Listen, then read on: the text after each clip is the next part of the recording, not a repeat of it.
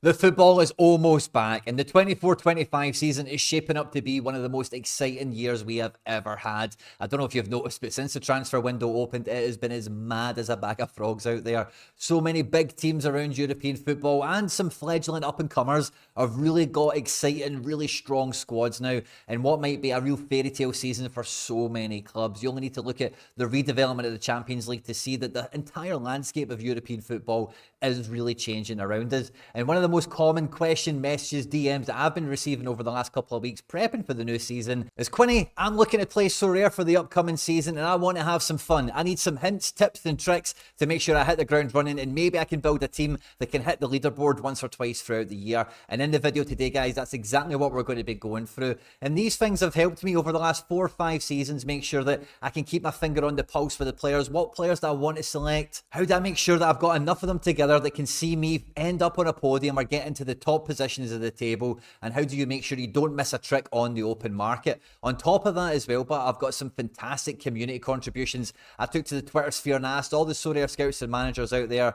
that follow me at Quinny3001, what would your top hints and tips and tricks be for anyone looking to prepare for the upcoming season? And we've got that in the video as well. If you are brand new to Sorare and you haven't even opened up your account yet, Sorare love the content here on the channel because we've helped thousands of managers get up to speed with the game. So they've gave me a special link. That link is in the description of this video. Once you click that link and open your account directly, you'll get 50 euros, dollars, pounds, whatever your native currency is, of market credit to help boost and enhance your squad ahead of the new season once you've bought 5 cards of any price from instant buy or from auctions. And not only that, one random person that clicks on that link between now and the beginning of the Premier League season will get a Premier League signed shirt of their choice, subject to availability. It's genuinely the best link to click on if you want to open up your Sorare account today. I thank you in advance if you do so, because it does support me and all the content here on the channel. If you get stuck or if you need any help or whatever, jump into the comment section of this video and I'll come and sort you out. And if you're a Sorare scout or manager that's been around the blog once or twice, get into the comment section on this one and let me know what are your top hints and tips and tricks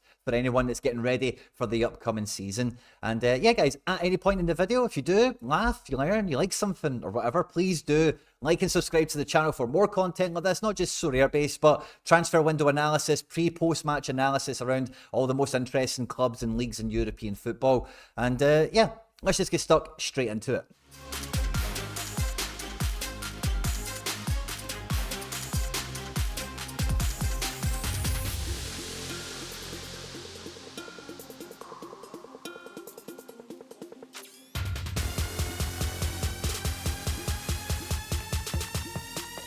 In the first place, we've got to start. It's one of the most fun aspects of Sorare, and that is scouting players across European and world football to bring into your club. The guys that you think is a little gem you've unearthed, or a guy that's maybe undervalued, maybe they're going to be on for a bigger and better season than they've ever had before, or last year, or whatever it might be. But not every Sorare scout or manager really knows the scoring matrix inside out, upside down, and back to front. And you don't actually really need to. If you do want a better understanding, which I do recommend, of the scoring matrix, there's a video linked in the description of this video if you want to check that out after this. And it'll also be up in the top corner of the screen in case you want to check that out now. But there's a few things in the scoring matrix that you should be aware of and you should grasp quite quickly so that you can make the right decisions on the types of players that you're going to try and bring in. And there's probably a few different apps and websites you're already very familiar with that's got the key information at your fingertips to help you identify some of these players. And I thought for each position that we've got on the Sorare field, goalkeeper, defender, midfielder and forward, I would take you through the sort of process that I went through when I first started building my club with players from Japan and America that I had absolutely no idea about and had never watched kicking a ball before. Now, chances are you're going to be buying players from the main teams and leagues around Europe, and you've probably seen them play. You probably got a good idea about a few more things than I had, so I was going quite blind into it, as it were. And these statistics kind of help shine a light on, you know, the key things in each position that then went on to produce, you know, players from my club that went on to win things and do me pretty well, which was fun. And if we start off with goalkeeper, it is the most frustrating position on Sorare for two main reasons. The price of them, because they're never especially good ones, they're very rarely cheap. Relative to the field, relative to the market. And number two, they're just not that fun. They can make or break your game week so easily because clean sheets are really what goalkeepers live and die on this game. You know, if they get a clean sheet, then their score is guaranteed to be 60 or more, just the way the game works, unless they do something bad like get a red card or give away a penalty or something like that. But outside of that, if your goalkeeper isn't going to get a clean sheet, they need to be a very good goalkeeper, you know, someone that is actually a good wall in between the sticks, a cat on the line, someone that can make that dive, that can be a match winner themselves. You know, those goalkeepers that celebrate saves like they've just scored a goal. Those are the sort of players that can make the difference, in the sense of, like, if they don't get a clean sheet, they don't just bring in a really crap score. They might bring in a somewhat respectable score. And then they're also the guys that if they do get the clean sheet, their score spikes even higher, even harder, and throws your team even further up the leaderboard. And the main statistics for goalkeepers is, of course, saves, especially those from inside the box. And another one is always one that crops up is sweeper keeper. Now, one of the first websites or apps that I'm going to be looking towards is FootMob. Okay, now for FootMob, they actually cover a lot of great goalkeeper statistics here. You can go onto any league page and hit the stats tab, and it will show you all this little aggregated top 3, and you can expand it out to see everyone in the division. But as you can see, clean sheets here, we've got Unai Simon on 16, Ter Stegen 15 alongside Ramiro, which is a great thing. Real top level surface indicator of a goalkeeper that gets a clean sheet and can at least, do the job for you in that respect. And then you get the obvious statistics here, like save percentage and saves per 90, which is really good to see. How many saves is the goalkeeper required to make on average, and do they make them? But the statistic I like the most on this page here is goals prevented, because this statistic signifies a high XG opportunity for a striker or a midfielder or whatever, where they really should have scored, and the goalkeeper really went above and beyond expectations and pulled off the save, kept their team in the match. The reason I really like this statistic above a lot of these other ones, which are important and do have a place in the landscape, is if I'm a manager or I'm a coach, I want a goalkeeper I can really hang my hat on, I can really rely upon. And in real world football, those goalkeepers don't get dropped very often. It's very rare they find themselves on the bench. Maybe the main thing you need to worry about is a bigger team eats them up, and then maybe they're on the bench at that point or something. But any team with aspirations, any team at the bottom of the league looking to avoid relegation, a goalkeeper that can actively prevent serious goal scoring opportunities is a goalkeeper of high value that most teams around European and world football are going to look to as, a credible option for their goalkeeper department, whether it be the club you find them at or any given transfer that they might go to. And when you look across this, we've seen all the guys with, the big clean sheet numbers. The top 3 was Ter Stegen, Unai Simon was number 1, and Ramiro. We see Unai Simon up here in 4th, Ramiro's in 6th, and Ter Stegen doesn't break the top 10. Ter Stegen's in 12th here, 0.8. Now, Barcelona maybe face less serious goal-scoring threats, opportunities, which is fine. But that's something that now kind of flavours my train of thought with these goalkeepers. Seeing Ramiro up here in the top 6 alongside Simon kind of further underlines how credible they could be. And then you see some of these other guys like Mamardashvili and Valles who are making transfers probably in this summer. You can kind of see why. And yeah, just helps me have a lot more credibility, a lot more credence with these goalkeepers. So I want to know that they're a bit of a hero. I want to know they're a guy that can make saves and be active. Now, for this to give an extra little bit of context onto this, and we'll move away from goalkeepers because they are quite boring. But when we look at saves per 90, Philip Jorgensen is top of this. Goals prevented, where is he in this list? 16th out of 19, So statistics can tell you some things. It just depends on how you read them and how you interpret them. I'm not saying the way I'm looking at it is necessarily right, but I don't want to buy a goalkeeper and they get dropped. I don't want to buy a goalkeeper and they get replaced, or any of these types of things. And I do think goal prevented is an absolutely massive one. Now, a really popular statistic in real world football and in Sorare for goalkeepers is sweeper keeper, which is a statistic that sometimes you can get guys that are absolute machines at it, and it's worth a lot of points. So if you can get a guy that can get 1, 2, 3 of these a game, then you're going to be on to a pretty good score with your goalkeeper, no problem about it. Of course, passing and playing out from the back and all that kind of thing is really attractive for a lot of modern teams and managers round about European football. And if we look at the way SofaScore display their goalkeeper statistics here, I love the fact that it's just a clean table and you can detail it and change the statistics that it shows here. But the main ones it does show for me are really credible, are really good. Penalty saved is a huge thing on Sorare. It is just like a goalkeeper scoring a goal. And seeing guys that are really good penalty saves, like there's Unai Simon again breaking the top 3 alongside Mamardashvili and Valles. I suspect those 3 penalty saves really did contribute to their high goal prevented statistic, which you've seen. Saves inside the box is fantastic. But here we have runouts. Now, these aren't all sweeper keepers by definition, sadly, but these are the sorts of situations that can get your goalkeeper sweeper keeper. It's when they come out of their box to sweep up a counter attack, a loose ball, or whatever. Sometimes they can be quite generous, and sometimes it's like a long ball from the opposition, and the striker goes for it, but he's never really going to get it.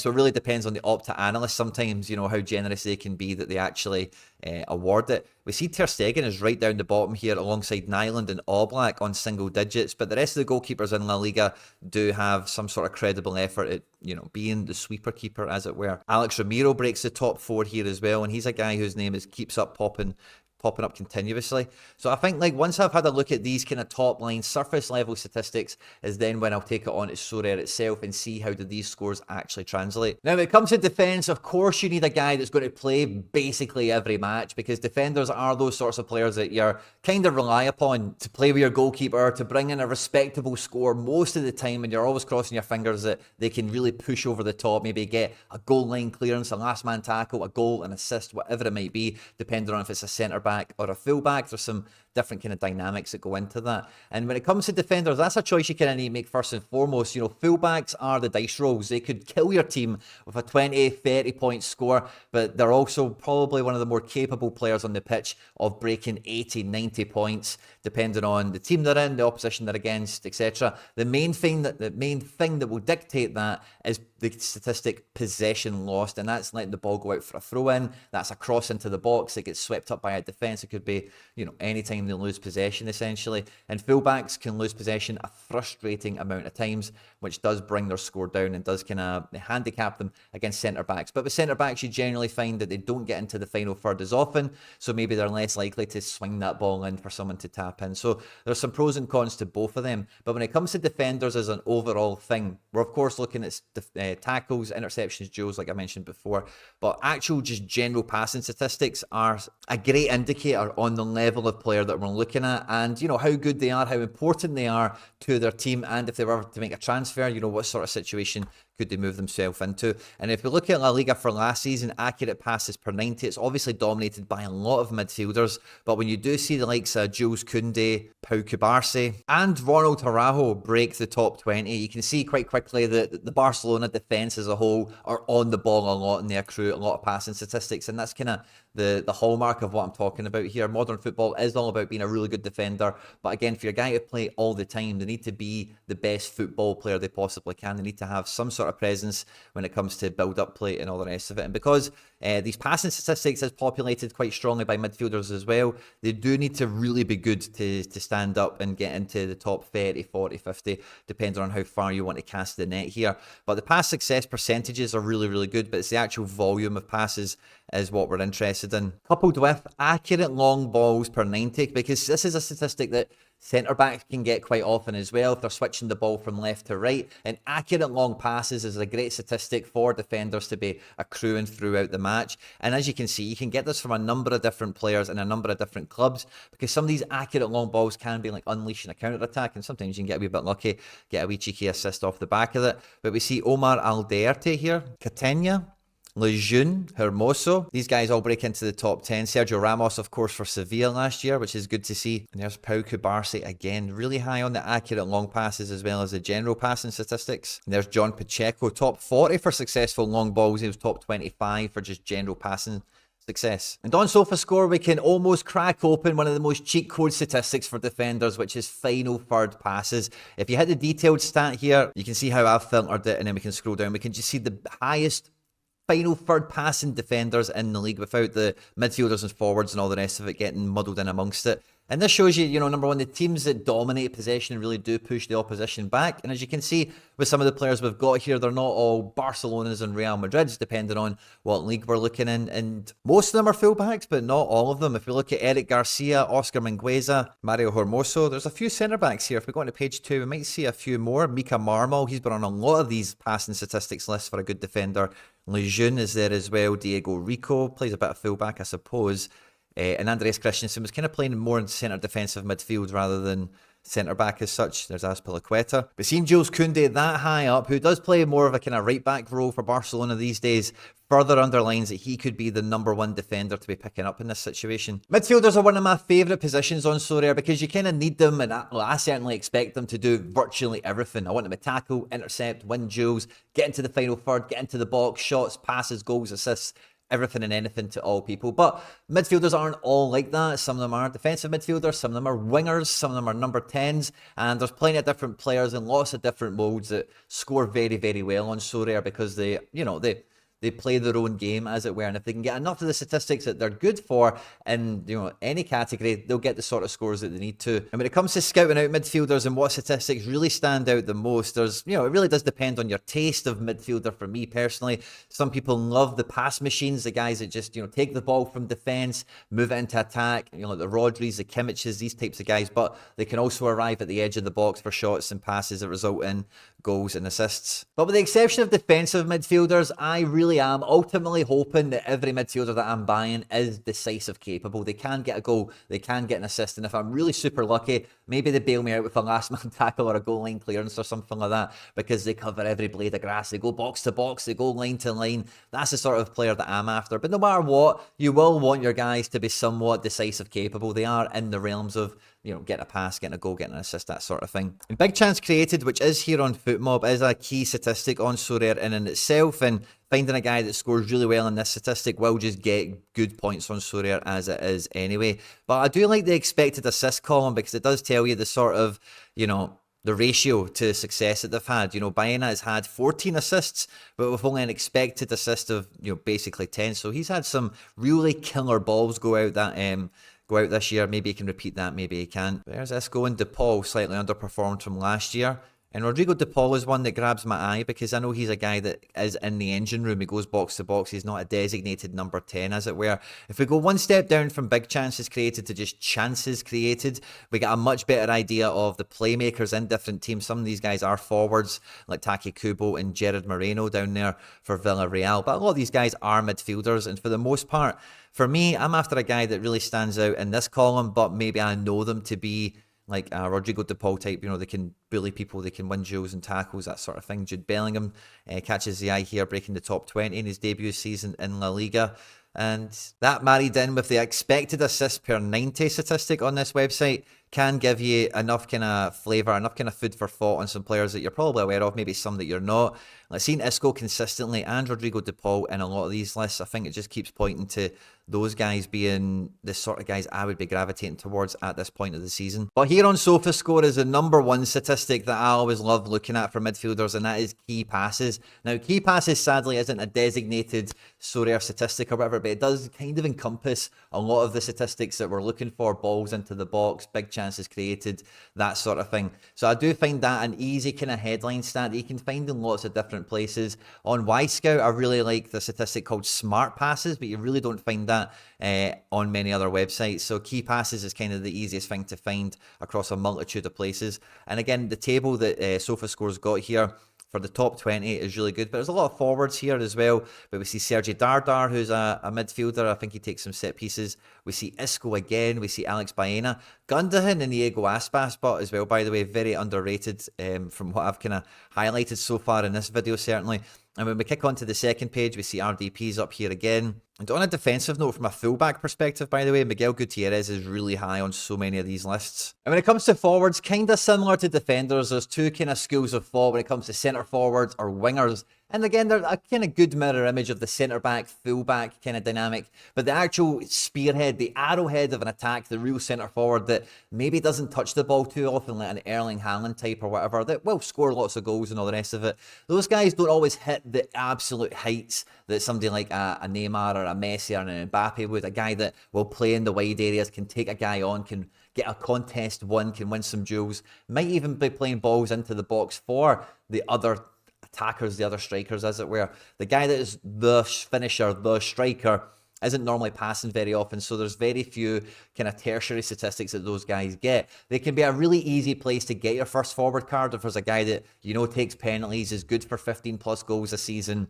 then that can be a really easy option. But the choices I always like to look at for forwards is the players, again, similar to midfielders, that can do much, much more on the pitch and can get me points in a lot of different places. And the number one statistic across all these websites we want to be looking at is dribble success, because guys, even if they are a centre forward, but if maybe they're needing to counter attack, they need to go by a midfielder and a defender and travel with the ball. But I want to see dribbles won, and I want to see it be quite high, because this will get my guy Jules one, it'll get my guy Contest one, and it might get us entries into the box as well for any of these crosses or passes that we're looking at. And looking at this top 20, we've got Taki Kubo, who showed up in some of these other statistics really high, as well as Lamine Yamal, Vinny Jr., Savio, who's no longer in this division, Nico Williams again as well. So this is a statistic that I just like to look at and just know, right, who's the guys that can actually take their man on and might get me a lot more extra points. And we can further underline that on SofaScore by checking the accurate passes filter again. I've also added interceptions onto this filter because forwards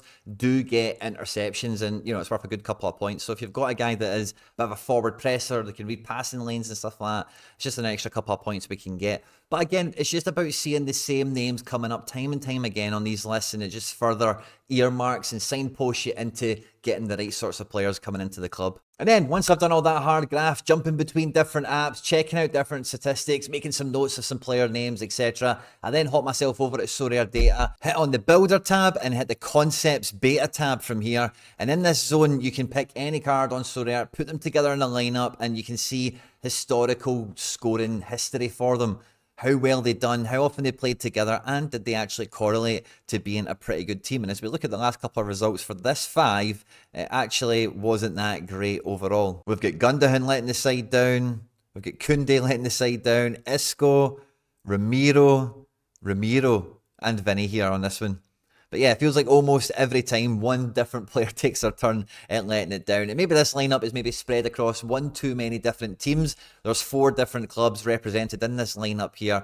And again, before going out and actually formulating a squad and putting it all together, after doing all this kind of base level scouting, this is the place to kind of try and test it out with before going assembling a squad together, and then maybe seeing something like this where you go, wow, the guys all actually can score the right amount of points that I need, but they don't seem to do it too often together. And the more players across more squads or clubs that you're actually covering, the more likely this kind of thing is sadly going to happen. So maybe for this initial lineup, we take out Isco and put in maybe another defender, Pau Kubarsi, and then you'll see straight away that this chart gets a lot bigger because there's more game weeks where all these players have actually played at the same time together, and the results get better. You know, we actually find a game week or two where all the scores correlate well enough together to get us into a good scoring range and maybe get in amongst the prize pool. And then the second hint, tip or trick, or whatever you want to think of it as, that I've got in this video today is the one that's going to save so many Sorare scouts and managers a lot more of their budget, a lot more of their money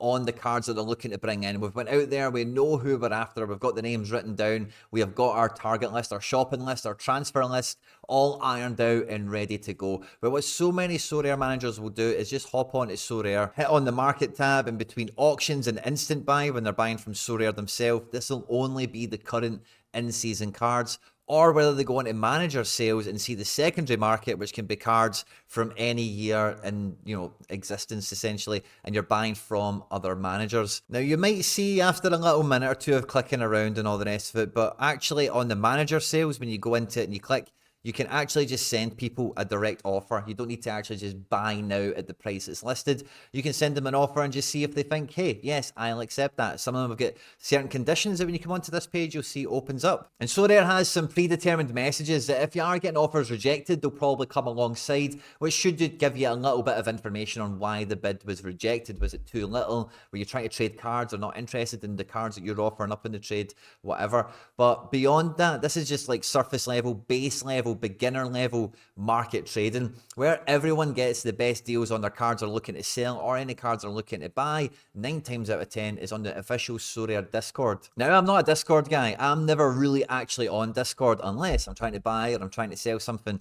And if you want to access Discord on Sorare, all you need to do is find any page where the Discord icon is and click on Sorare Football and accept the invite, and then you're in, easy peasy. And if you're not used to Discord, it might look a bit overwhelming, it might look a little bit confusing, but when you're in the Sorare Discord, there's all these different channels which are full of, you know, FAQs, latest updates. There's lots of great ones as well for individual leagues and competitions where some experts maybe share some intel or some breaking news or whatever. But the section we're the most interested in is the transfer market, where people just list the cards they want to sell, buy, do trades with, buy galleries, sell galleries, collections as a whole, whatever it might be. And from here, people will be saying they want to trade, they want to buy, they want to sell, and you can click on them, you can send them a little message and say, hey, I've seen that you're buying these cards or you're selling those cards. I'd be interested in doing a deal, and you can get into direct communication with managers, especially when you're spending a lot of money on cards. If you're buying like expensive limiteds, you're getting into the rare market, or heaven forbid, you're actually going to get into the super rare or unique market. This is a part of Sorare that a lot of beginners miss out on because they're not Discord people like me. I'm not a Discord guy, like I've said enough times, but this is like the chat facility that's so many trader accounts, big bot accounts that actually, do have lots of cards on the market to sell and to buy and all that kind of thing, communicate through. And if you're not using this, you will be doing yourself out of a better deal on almost all the cards that you're going out there and buying. Now, if it is a new in-season card that you're looking for in particular, the best thing you can do on Sorare is search the player's name out. Let's just imagine it's Cole Palmer in this instance. You can go to the overview tab over here and then you can click follow. Now, what happens when you click that follow button is you're going to get emails whenever rare, super rare, unique. Let's untick the ones we're not interested in. It won't do it for limited because they're far too frequent. But you'll get an email every time that rare goes out on auction for this card, and you can keep up to speed with how it goes. But what I really like about following players on Sorare is when we go onto the market, it could be auctions, it could be instant buy, it could be the manager's sales, it could be anything. But we have this tab up here for favorites, and it automatically just filters the market out of all the dross, of all the trash that you're not interested in, and will only show you the players that you're actually following. So it means when you are hunting for a deal, whether it be on the secondary market or you're looking to buy instant buy or auctions from Sorare, it just means you can take less time to actually filter through everything and make sure that when you are going out into the market, you can just make sure that you're only going to see, no matter what other filters you want to put on, that you're only going to see the guys that you're interested in, or are the sort of cards you would want to bring into your club. It just makes it a much more streamlined process. Saving money is great, saving time for me is just as good as well. And Julie, when it does come to auctions and instant buys, the favorite tab is absolutely brilliant for, like I said already, just cleaning out all the stuff that you're not interested in. Maybe you're waiting on an auction coming out, maybe you're waiting for a player to get a card for whatever reason, and it's a great way of just checking very easily if anyone that you're interested in becomes available for auction, instant buy, as well as on the secondary market. Now, sadly, there's not a very good representation of it on the website version of it, but my third top tip or trick, or whatever it might be for you guys out there, is how to keep track of all the players that you might have going on. Because when you put your teams out, you're going to get notifications from Sorare if they start, if they score goals, they get assists, all that kind of thing. But depending on the amount of cards you accumulate, if you are going to build quite a big and round and robust squad, there's going to be a lot of players you will lose track of. And for me, my favourite thing to do as soon as I pick up a player is searching them out on SofaScore, and just like we did on Sorare a minute ago, is hitting that follow button, because that's going to get me notifications every time that they do start, and if they do score a goal or whatever as well. And this can be super valuable for me to just keep my finger on the pulse with. There's players that I've brought into my club that maybe their main function is collection bonus, maybe they're just part of a club that I'm buying into, maybe somebody's been out on loan, maybe somebody's coming back from injury.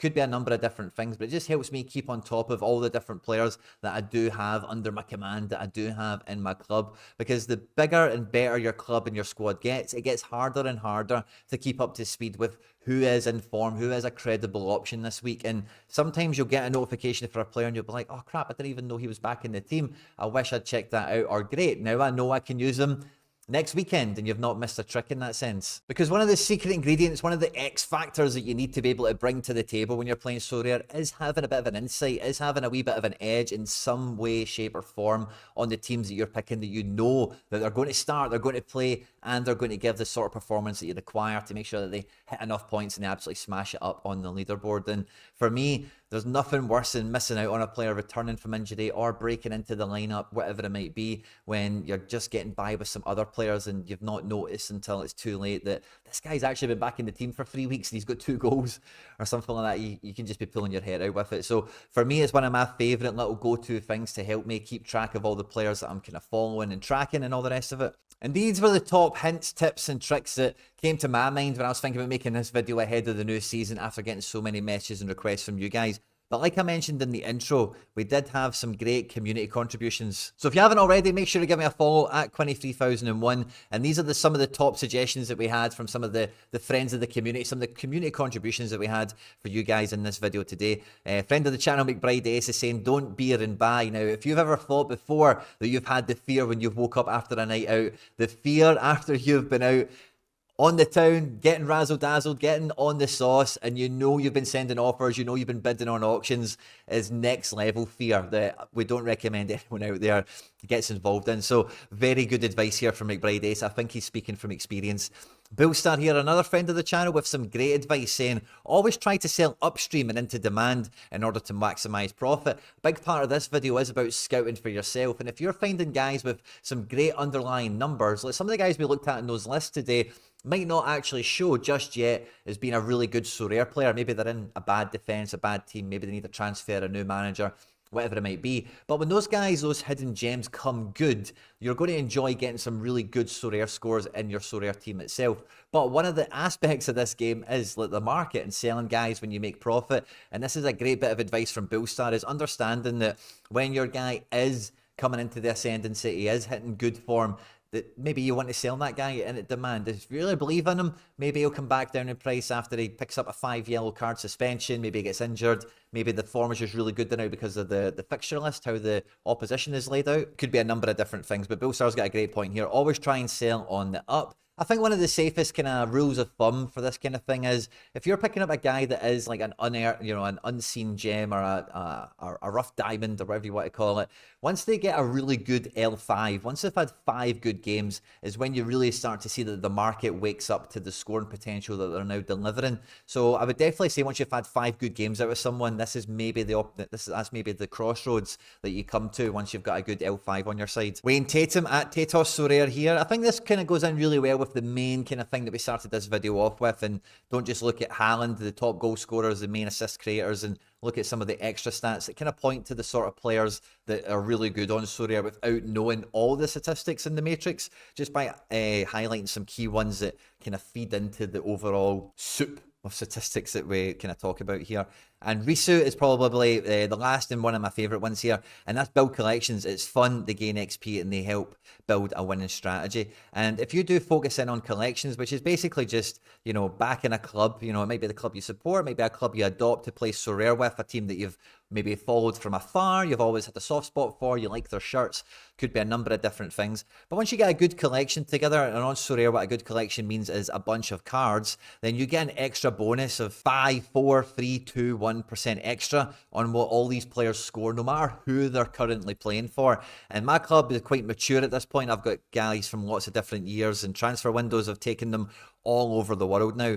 But this can be a really strong backbone, a really strong foundational piece of any club that gets you up and running, as you've got a really strong foothold in with a club that you know really well, and you can build the main base of your team out from. And then some of the scouting that we did earlier in this video, you're using that to get your wild cards, to get your captains, to get your differentials into your team that puts it over the top. So yeah, I'm a big fan of collections, and I agree with Risu that if you are starting out brand new today, it is something to keep at the front of your mind when you are looking to bring players in, is can you get like 6 guys from the one team and make it work? Because Sorare is 5-a-side fantasy football, which might make you think you don't need that many players, but for every competition you can list up to 3 entries, which means you can kind of get as many players into your club as you think you might need or want, because you always want to have the options available to you to rotate in the cycle round. Who's got the better fixture, who's 50-50 but you still believe in, and who's a bit of a no-hoper but he's the only striker you've got this weekend. You know, so you've got different levels to kind of play your teams with as well, and how much you believe in the individual players on any given weekend. On screen now, guys, is some other stuff that I've made that YouTube thinks you might enjoy. I hope you enjoyed this one, guys. Don't forget to get into the comment section on this one, and don't forget to hit the subscribe button if you did laugh, learn, like something or whatever. Stay out of trouble, and I will catch you on the next one.